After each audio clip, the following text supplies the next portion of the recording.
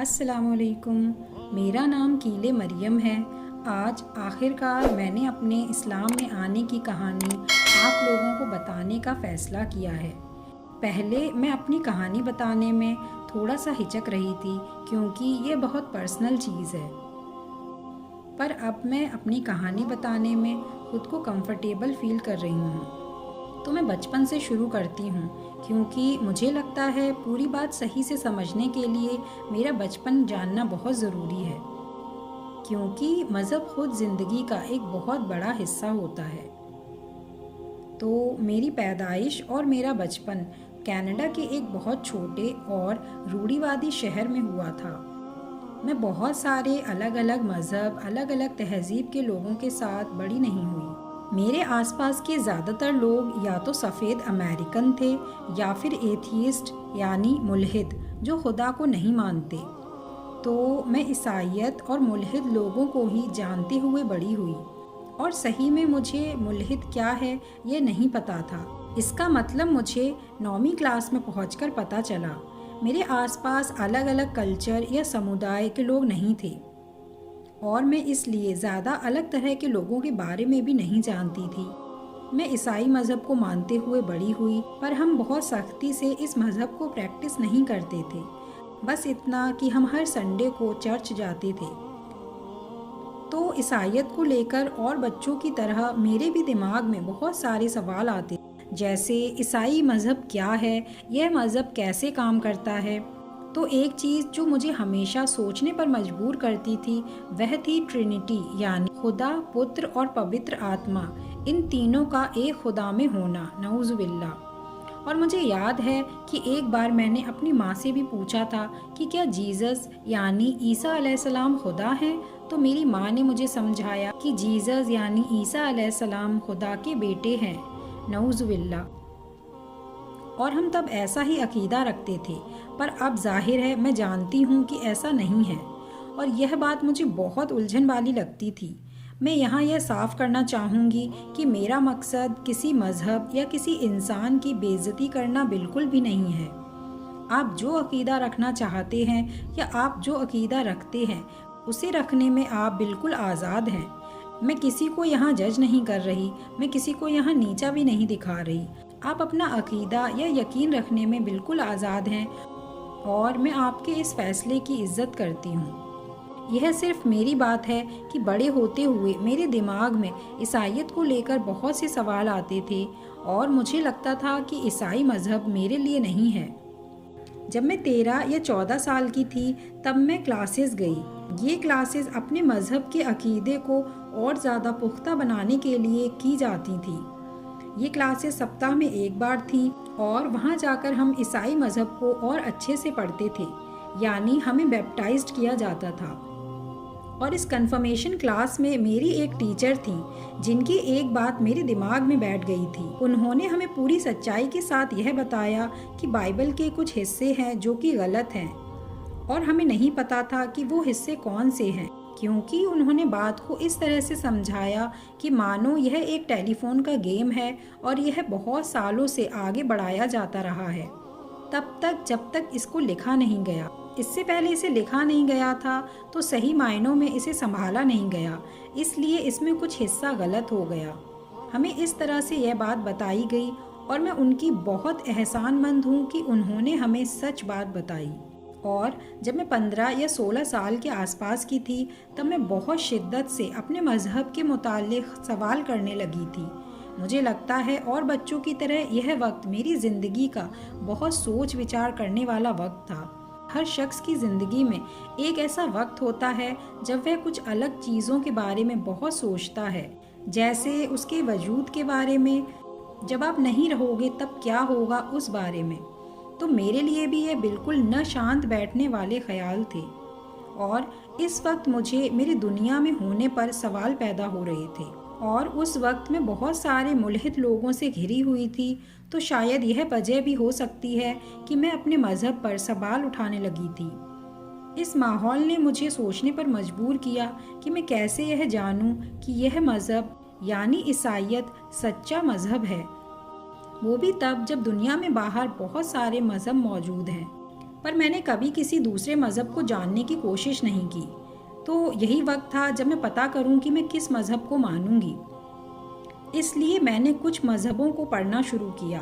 पर सच बात यह है कि मैंने सभी मज़हबों को नहीं पढ़ा, क्योंकि मेरे ख्याल से इतने सारे मज़हब हैं कि उन सबको जानना या पढ़ना मेरे लिए बहुत मुश्किल था।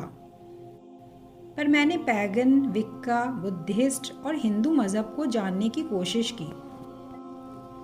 मैंने इन मज़हबों के बारे में जानने की कोशिश इसलिए और की क्योंकि मैं कुछ अलग देखना चाहती थी उससे जिसे मैं प्रैक्टिस करते हुए बड़ी हुई थी। तो इसलिए मैंने ऐसे मज़हबों को जानने से शुरू किया जो बिल्कुल न के बराबर ईसाई मज़हब से मिलते हों। तो मैंने बहुत लंबे वक्त तक अपनी खोज जारी रखी, पर तब भी मुझे कोई ऐसी चीज़ किसी भी मज़हब में नहीं मिली जो मुझे हैरान करती या मुझे सोचने पर मजबूर करती। पर इन मज़हबों को पढ़ने से मेरे ख़्याल से मैंने बहुत कुछ सीखा। मैंने बहुत सी काम की बातों के बारे में सीखा, जैसे अलग अलग लोग और उनके अलग अक़ीदों के बारे में। मेरे ख़्याल से इन सबको पढ़कर मैं कुछ अच्छी नॉलेज लेकर निकली, पर इनमें से किसी ने भी मुझ पर छाप नहीं छोड़ी और मैंने इनमें से किसी भी मज़हब को अपनी ज़िंदगी में शामिल नहीं किया। और एक बात मैं यहाँ बताना चाहूँगी कि इस पूरे वक्त में मैं हमेशा दुआ करती थी।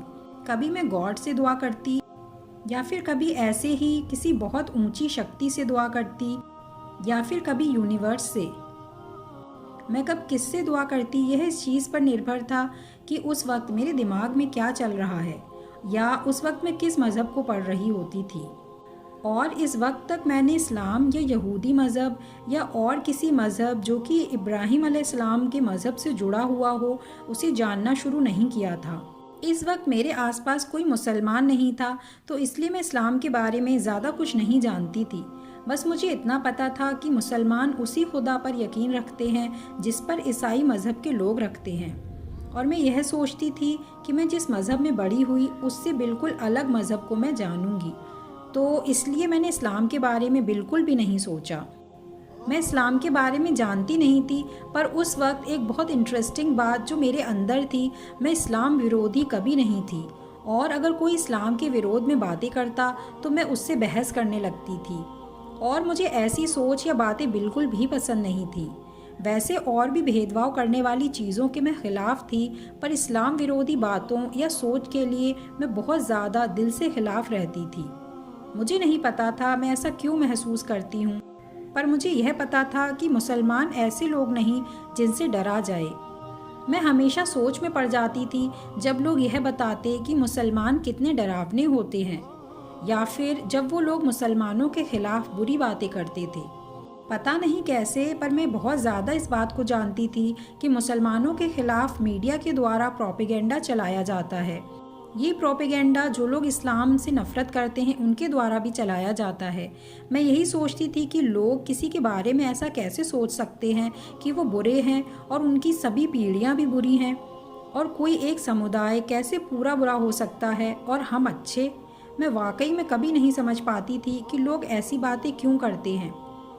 जब मैं कॉलेज गई तो वहाँ मुझे हर जगह के, हर मज़हब के, हर तहज़ीब के लोग मिले और वहीं आखिर में मैं अपने शौहर से भी मिली और हम सब मज़हब के मुतालिक बात किया करते थे। तब मैं कहूँगी कि मैं एग्नोस्टिक थी, यानी वो लोग जो यकीन रखते हैं कि खुदा है पर अभी खुदा के बारे में पता नहीं चला है। मुझे लगता था कि साइंस बिल्कुल सच है, पर जब मैं लिबरल आर्ट क्लास में गई तो मुझे पता चला कि साइंस पूरा सच नहीं साबित करती और यह गलत भी हो सकता है, क्योंकि साइंस के शोध इंसानों द्वारा किए जाते हैं और साइंस केवल अपने आसपास की चीज़ों के बारे में और ज़्यादा सीखने के बारे में है और यह पूरा सच बिल्कुल नहीं बताती। तो मैं तब तक साइंस में बहुत ज़्यादा भरोसा करती थी, यहाँ तक कि मुझे लगता था साइंस ही मज़हब है और मेरे ख्याल से ज़्यादातर साइंस के स्टूडेंट्स भी इस चीज़ में आ जाते हैं। तो जब मैं और मेरे शौहर पहली बार मिले तो हमने मज़हब के मुतालिक बहुत सी बातें की। मेरे ज़्यादा सवाल साइंस के हवाले से थे और यह कि इस्लाम साइंस के बारे में क्या कहता है। क्योंकि मेरे दिमाग में साइंस बहुत ज़्यादा थी तो मैं साइंस के नज़रिए से मज़हब तलाश रही थी। तो ऐसे मज़हब की बात करते, बहस करते मैंने आखिर में खुदा पर फिर से यकीन करना शुरू किया और मैं फिर से ईसाई मज़हब में वापस आ गई, क्योंकि मैं ईसाई मज़हब वाले खुदा को ही जानती थी। और मैंने फिर से ईसाईयत पढ़ना शुरू किया। मैंने बाइबल पढ़ना शुरू किया, पर फिर से मेरे सवाल पैदा होने लगे। फिर उसके बाद मेरी और मेरे शौहर की इंगेजमेंट हो गई। तो शादी करने से पहले मैं इस्लाम के बारे में और ज़्यादा जानना चाहती थी। तो वो मुझे वीडियोस दिखाते थे और मेरे सभी सवालों के जवाब देते थे। पर बहुत से सवाल ऐसे थे जिनका मेरे शौहर को जवाब देने का तरीका नहीं पता था, या फिर वो गलत लफ्ज़ उस जवाब में शामिल ना हो जाएं, इस बात से डरते थे, क्योंकि इंग्लिश उनकी ज़ुबान नहीं थी। तो वो कुछ मजहबी अल्फाज के इंग्लिश में लफ्ज़ नहीं जानते थे। तो उन्होंने मुझे मस्जिद में चलने को कहा, जहाँ इस्लाम में वापसी वाले लोगों के लिए क्लासेस होती थी। मैं उनके साथ मस्जिद गई, पर उस दिन क्लास कैंसिल हो गई थी। और वहाँ कुछ रिवर्ट भाई बहन थे जिनसे मैं मिली। शायद उन्हें भी क्लास के कैंसिल होने का नहीं पता था। वहाँ मुझे एक खातून मिली जो कि वाइट कैनेडियन थी, और उनको इस्लाम कबूल किए हुए 15 या 20 साल हो गए थे। यह पहली रिवर्ट या मुसलमान थी जिनसे मैं मिली थी, जो कि वाइट कैनेडियन थी। उन्हें देखकर मुझे बहुत अच्छा लगा। तब मुझे पता चला कि वाइट लोग भी हैं जो मुसलमान हैं, क्योंकि उनसे पहले मैंने सिर्फ उन लोगों को मुसलमान देखा था जो वाइट नहीं थे। मैंने उन खातून से बात करना शुरू किया, तो उन्होंने मुझे इस्लाम के बेसिक अहकाम बताए। उन्होंने मुझे इस्लाम के बुनियादी अहकामों के मुतालिक और साइंस की खोजों को, जो पहले से ही कुरान में मौजूद हैं, उनके मुतालिक पैम्पलेट्स दिए। यह पैम्पलेट्स मेरे लिए बहुत काम के साबित हुए, क्योंकि उससे पहले मेरे लिए यह बहुत मुश्किल था समझना कि साइंस और मज़हब एक साथ कहीं कैसे हो सकते हैं। उन खातून ने एक पेपर पर अलग अलग यूट्यूब चैनल जिनको मुझे देखना चाहिए वह भी लिख कर दिया। फिर वो मुझे उस जगह ले गई जहाँ सब नमाज़ पढ़ रहे थे, और वहाँ मैंने पहली बार लोगों को जमात में नमाज़ पढ़ते हुए देखा। फिर जब मैं घर वापस पहुँची तो मैंने उस चैनल जो उन खातून ने बताए थे उनके वीडियोस देखे। उनमें एक वीडियो एक शख्स का था जो ईसाई मज़हब से मुसलमान बना था, और वह अपनी स्टोरी बता रहा था, जिसमें उसकी पहले की ज़िंदगी की बातें थीं जो मेरी बातों से बहुत मिलती थीं। यानी जो सवाल मेरे दिमाग में थे वही पहले उसके दिमाग में भी आए थे, और उसने बताया कैसे इस्लाम ने उसके सवाल के जवाब दिए, ख़ासकर ईसाई मज़हब के सवालों के जवाब। उसकी बातें बहुत ज़्यादा सेंस बना रही थीं। तो इसके बाद मैंने इस्लाम के बारे में और ज़्यादा सोचना शुरू किया, पर इस वक्त तक भी मैं इस्लाम के बारे में बहुत गहराई से नहीं सोचती थी। बस मैं यह पढ़ रही थी क्योंकि मुझे ये इंटरेस्टिंग लग रहा था।